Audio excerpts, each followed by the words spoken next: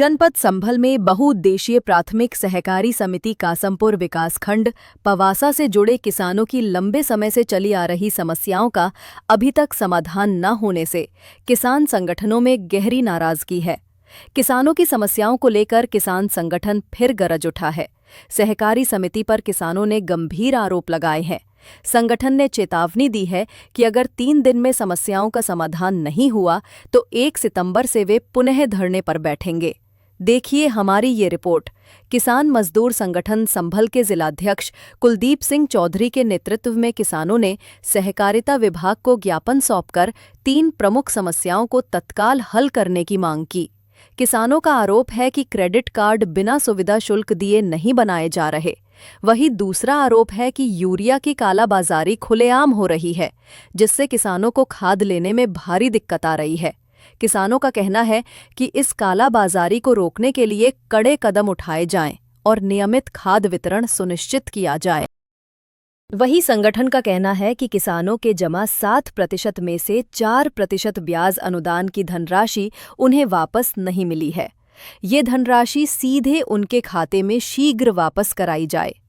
किसान नेताओं का कहना है कि 26 अगस्त 2025 को संगठन के बैनर तले समिति सचिव से हुई वार्ता के दौरान समिति सचिव ने 3 कार्य दिवसों में सभी समस्याओं के समाधान का आश्वासन दिया था, लेकिन अब किसानों का सब्र टूट रहा है। किसान मजदूर संगठन के जिलाध्यक्ष कुलदीप सिंह ने कहा है कि यदि तय समय सीमा में कोई ठोस कार्रवाई नहीं की जाती है तो किसान संगठन 1 सितंबर 2025 को पुनः धरने पर बैठने के लिए बाध्य होगा।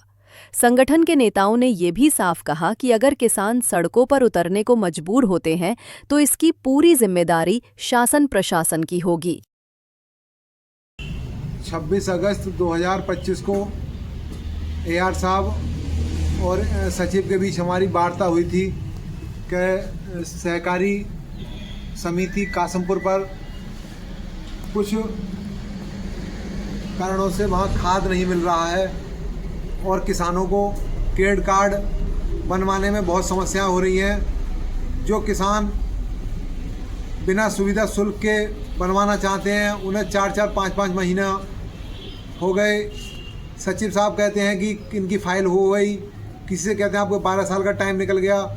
तो हम समिति के भ्रष्टाचार के विरोध में, और आलू की बुवाई नज़दीक है, सभी समितियों पर खाद की इफ़को का NPK खाद जल्दी से जल्दी पहुंचाया जाए।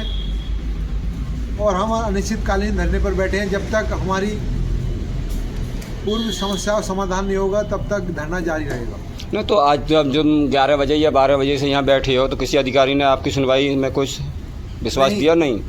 आज जब हम लोग यहाँ बैठे तो AR साहब और अन्य अधिकारी भी यहाँ थे, लेकिन वो धरने को देखकर मौके से फरार हो गए। ताले लगा गए ऑफिस में? नहीं, कार्यालय तो 5 बजे बंद हुआ है, लेकिन वो पहले ही वो तो चले गए यहाँ से। अच्छा। हमसे कोई वार्ता नहीं की। तो आप जो मतलब उठाएंगे या अनिश्चितकालीन? अनिश्चितकालीन धरना है। ठीक। फिलहाल धरना और आंदोलन की चेतावनी देकर किसान संगठन ने प्रशासन को साफ संदेश दे दिया है। यानी साफ है कि अब गेंद प्रशासन के पाले में है।